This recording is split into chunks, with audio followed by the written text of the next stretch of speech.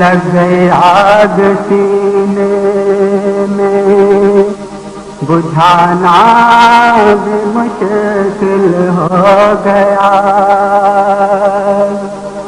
عشق کہتے کہتے عشق نبھانا بھی مشکل ہو گیا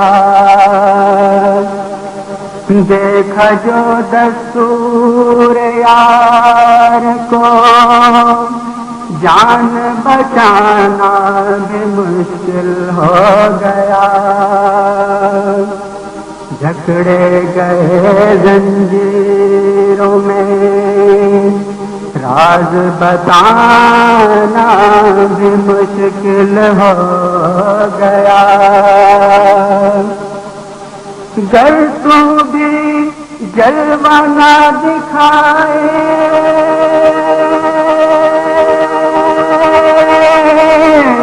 پھر میں کیا کروں اس تیرا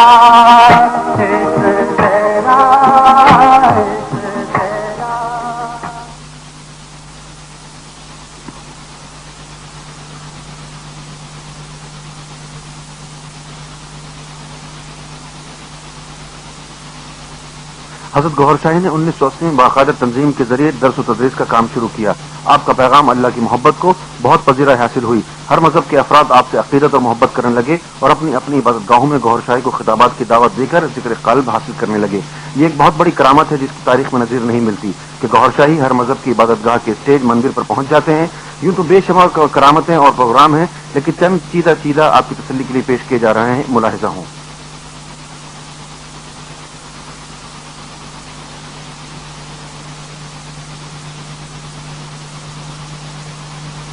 نیو یارک ہوٹل میں نیو لائف ایکسپو کے پروگرام میں گوہر شاہی خطاب فرما رہے ہیں. نیو یارک میں کرسچن کمیونٹی کی دعوت پر مؤخر 2 اکتوبر 1999 کو حضرت گوہر شاہی کو ہوٹل نیو یارک میں روحانی لیکچر کے لیے مدعو کیا گیا. امریکہ کی ریاست ایریزونا کے شہر ٹوسان کے مرکزی چرچ گریس سینٹ پولز ایپسکوپول میں حضرت گوہر شاہی عیسائیوں سے خطاب فرما رہے ہیں. زیر نظر تصویر 11 اپریل 1996 کے عظیم الشان روحانی اجتماع موسی گیٹ لاہور کی ہے جس میں بکثرت حنفی اور شافعی مسلم افراد موجود ہیں.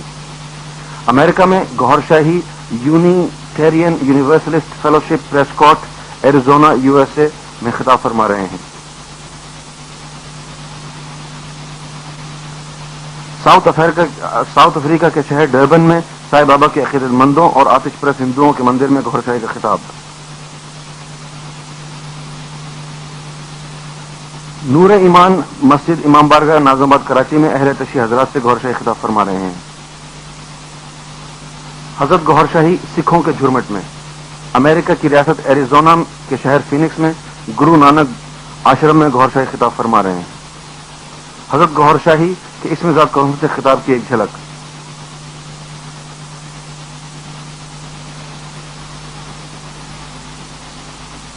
نیو یارک میں بروکلن کی جامع مسجد ترک میں ہمبلی اور مالکی مسلم افراد سے حضرت گوہر شاہی خطاب فرما رہے ہیں.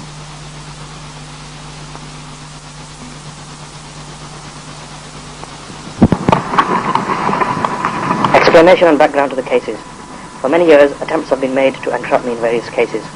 A price was put on my head, and attacks were carried out by the use of bombs, but God protected me. In my absence when I was in Ireland, England and the United States, on the invitation of the New Yorkers Hotel for a spiritual lecture tour, a decision was reached in the Section 295 blasphemy case against me.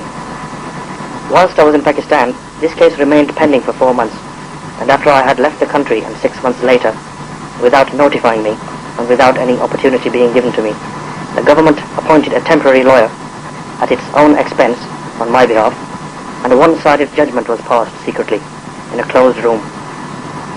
On the 2nd of May in 1999, a first information report was lodged against me at the Tandu Adam police station. When I discovered this, I informed the former Inspector General of Police for Sindh, Rana Makbul, of the events, and on this basis a letter was sent by the Inspector General of Police to the police station of Tandu Adam on the 29th of July 1999. The letter requested that comments be issued regarding this case, as according to the accused, this case was fraudulent and wrongly instigated. Further, it was advised that this case should be passed on to the crime branch. At the same time, an application was made to the High Court on my behalf regarding the instigation of this false first information report. The High Court also demanded details from the Tandu Adam police station. The letter from the High Court was received by the police station on the 30th of July 1999.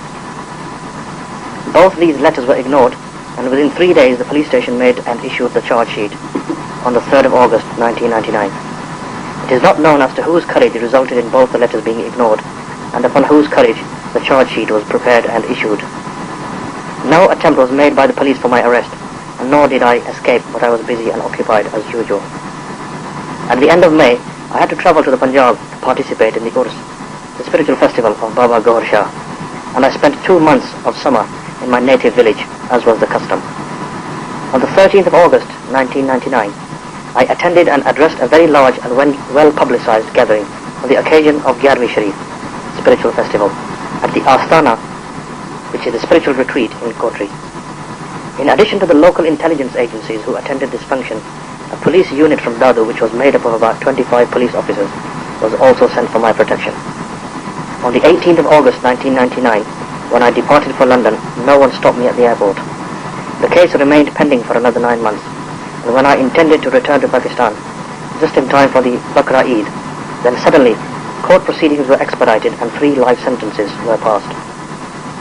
I have no personal animosity towards these religious scholars and clerics, but they are the people who regard the teachings of saints and mystics and going to the tombs of saints and mystics as apostasy, and my teachings are the opposite of the beliefs of these people.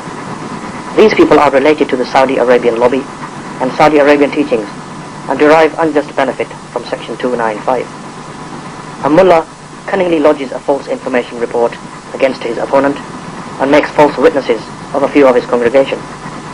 The faithful and the worshippers of this day and age are not enlightened people, and the station house officer, who is the overall in charge of a police station, also receives some financial benefit upon which he feeds himself, and consequently a first information report is lodged.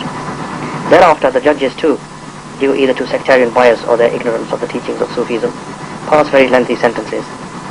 Many such cases have become the subject of lengthy sentences in Pakistan. The case of the alleged blasphemy against the Quran and the alleged blasphemy against the Prophet Muhammad against me is the conspiracy of such mullahs who regard themselves to be like the Prophet Muhammad, but whose characteristics are that of Satan. Is perjury, bringing about false cases, fraud, deception, falsifying the truth, and causing harm and suffering to the innocent, the work of those who are supposed to be like the Prophet Muhammad? It was in relation to such clerics that the wolf said to Jacob that if he had eaten Joseph, then may God raise him amongst the clerics of the 14th century, Islamic, which is our present time. This event is mentioned in a number of books. Answer to the first charge. On the occasion of my birthday, some Hindus published a sticker upon which my images on the sun, moon and the black stone were shown. The sticker had the following text on it: La ilaha illallah Riaz Ahmad GOHAR Shahi. In other words, there was no text after my name, which indicated to me being either a prophet or a messenger of God. This was a reflection of their devotion, which stated that after God they accepted Riaz Ahmad GOHAR Shahi as their Avtar, which they had also announced in the weekly newspaper Des Pardes in London on the 29th of July 1999. And according to their belief, there was nothing objectionable about the sticker and its contents. I did not endorse the sticker, and due to the misunderstanding that it potentially may have caused amongst Muslims, I instructed that such material not be published in the future, and that whatever material was to be published should be done so subject to the approval of the Central Committee. At that point, the same clerics took the sticker to the President, Rafiq Tarwar, and the President demanded an explanation from scholars and clerics of the Islamic Ideological Council. The clerics wrote to the President, stating that the name GOHAR Shahi, which was to one side of the text La ilaha did not constitute the kalima, the Muslim affirmation of faith. The images answer to the second charge. These images related to the black stone, the moon and the sun are a reality based upon evidence, which in addition to the book, Religion of God, are also on the internet. The judges should have investigated these images, and only in the absence of evidence they had the right to pass sentence. But due to pressure from the Home Secretary of Sindh, an injustice was